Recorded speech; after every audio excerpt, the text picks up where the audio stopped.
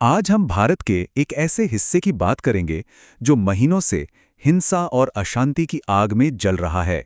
जी हां, हम बात कर रहे हैं मणिपुर की। चलिए इस पूरे जटिल और दुखद संघर्ष को गहराई से समझने की कोशिश करते हैं।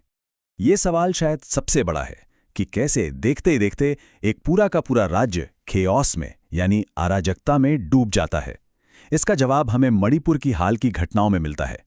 आइए इसे परत दर परत समझते हैं। अब जरा इस टाइमलाइन पर गौर कीजिए। ये जो तारीखें हैं ना, यही सबसे ज्यादा चौंकाने वाली बात है। देखिए, 4 मई को एक भयानक अपराध होता है और उसकी रिपोर्ट लिखाई जाती है पूरे 14 दिन बाद। और फिर 79 दिन बाद, मतलब लगभग 2.5 महीने बाद जब एक वीडियो वायरल होता है, तब जाकर देश में गुस्सा फूटता है और पहली गिरफ्तारी होती है। ये 79 दिन की जो खामोशी है, ये अपने आप में बहुत कुछ कहती है।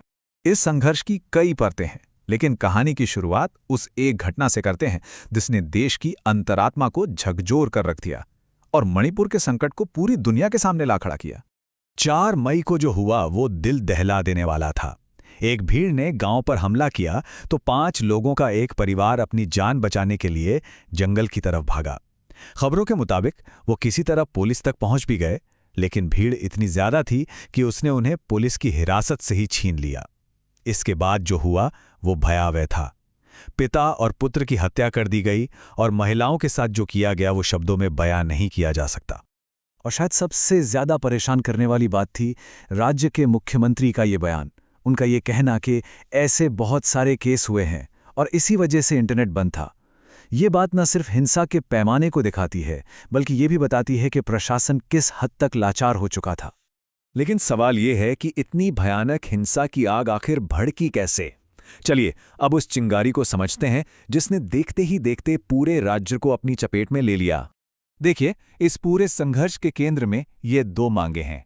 एक तरफ है मैतेई समुदाय जो अपनी संस्कृति और पहचान को बचाने के लिए अनुसूचित जनजाति यानी शेड्यूल्ड ट्राइब का दर्जा चाहता है, और दूसरी तरफ है कुकीज़ो जैसे आदिवासी समूह, जिन्हें ये डर है कि अगर ऐसा हुआ तो उनकी जमीन पर अधिकार, उनकी नौकरियां और उनका प्रभाव सब खत्म हो जाएगा। और इन्हीं मांगों और डर के बीच 3 मई को एक ट्राइबल सॉलिडारिटी मार्च निकाला गया। लेकिन जब चुराचांदपुर में Anglo Kuki war memorial gate को आग लगा दी गई तो ये जो शांतिपूर्ण विरोध था वो बड़े पैमाने पर जातीय हिंसा में तब्दील हो गया। इसके बाद जो हुआ वो राज्य की संस्थाओं की एक ऐसी नाकामी थी जिसने हिंसा की आग को बेकाबू होकर फैलने का मौका दे दिया। सबसे बड़ी और शायद सबसे विनाशकारी बात यह हुई कि जो पुलिस फोर्स जिसकी जिम्मेदारी सबकी हिफाजत करना है वो खुद ही जातीय आधार पर बंट गई। कुकी अफसर कुकी बहुल इलाकों में चले गए और मैतेई अफसर मैतेई इलाकों में। अब सोचिए इसका नतीजा क्या हुआ होगा। नतीजा ये हुआ कि 2 अलग अलग, एक तरह से कहें तो पक्षपाती पुलिस फोर्स बन गईं और आरोप ये लगने लगे कि हर फोर्स सिर्फ अपने समुदाय को बचा रही थी। कानून का राज तो जैसे खत्म ही हो गया।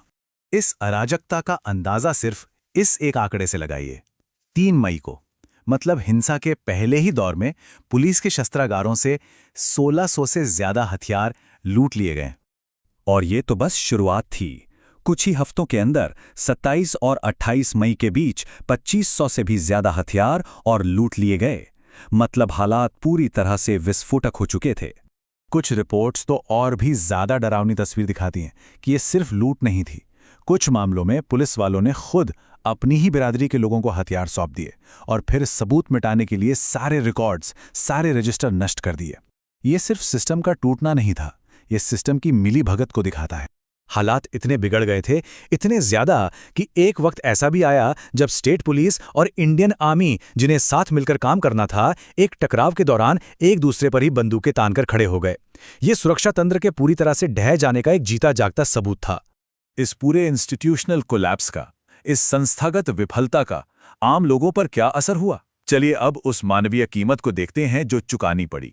हिंसा की क्रूरता का अंदाजा इसी से लगता है कि संघर्ष शुरू होने के पहले 48 घंटों के अंदर ही 60 से ज्यादा जानें चली गईं। ये कानून व्यवस्था के पतन की तत्काल और बहुत ही क्रूर कीमत थी। और इस नफरत की आग में घी डालने का काम किया फर्जी खबरों ने। 2022 की एक महिला की हत्या की पुरानी तस्वीर को इस तरह फैलाया गया मानो वो ताज़ा घटना हो। मकसद साफ था, जातीय हिंसा को और भड़काना और ख़ास तौर पर महिलाओं को निशाना बनाना। देखिए, हमारे कानून में एक बहुत ज़रूरी चीज़ है जिसे ज़ीरो एफआईआर कहते हैं। इसका सीधा सा मतलब है कि कोई भी पीड़ित किसी भी पुलिस स्टेशन में जाकर अपनी शिकायत दर्ज करा सकता है, चाहे अपराध कहीं भी हुआ हो। बाद में केस को सही थाने में भेज दिया जाता है। ये पीड़ितों की मदद के लिए बनाया गया है। लेकिन मणिपुर में न्याय का ये रास्ता भी बंद हो गया। अकेले चुराचांदपुर जिले में 1700 से ज्यादा ज़ीरो एफआईआर्स दर्ज तो हुई, लेकिन उन्हें कभी सही पुलिस स्टेशन तक भेजा ही नहीं गया। प्रशासनिक और जातीय बंटवारे के कारण पूरी न्याय प्रक्रिया जैसे थम सी गई थी। हर एक एफआईआर न्याय की एक रुकी हुई उम्मीद बनकर रह गई। तो अब सवाल ये है कि जब राज्य का पूरा तंत्र ही फेल हो गया, तो आधिकारिक प्रतिक्रिया क्या थी और कैसे ये संघर्ष अब सिर्फ मणिपुर तक ही सीमित नहीं रहा, बल्कि एक बड़े क्षेत्रीय संकट का रूप ले रहा है। इस पूरी कहानी में एक कड़वी सच्चाई ये भी है कि बहुत बाद में सुप्रीम कोर्ट ने हाई कोर्ट के उस शुरुआती आदेश को ही फैक्ट्स के हिसाब से गलत बता दिया, जिस आदेश की वजह से ये सारे विरोध प्रदर्शन शुरू हुए थे। लेकिन अफसोस, तब तक बहुत देर हो चुकी थी और नुकसान हो चुका था। हिंसा फैलने के बाद केंद्र सरकार ने दखल दिया। गृह मंत्री ने राज्य का 4 दिन का दौरा किया, एक रिटायर्ड चीफ जस्टिस की अध्यक्षता में जांच समिति बनाई गई और हिंसा से जुड़े जो 6 सबसे गंभीर मामले थे, उनकी जांच देश की सबसे बड़ी एजेंसी सीबीआई को सौंप दी गई।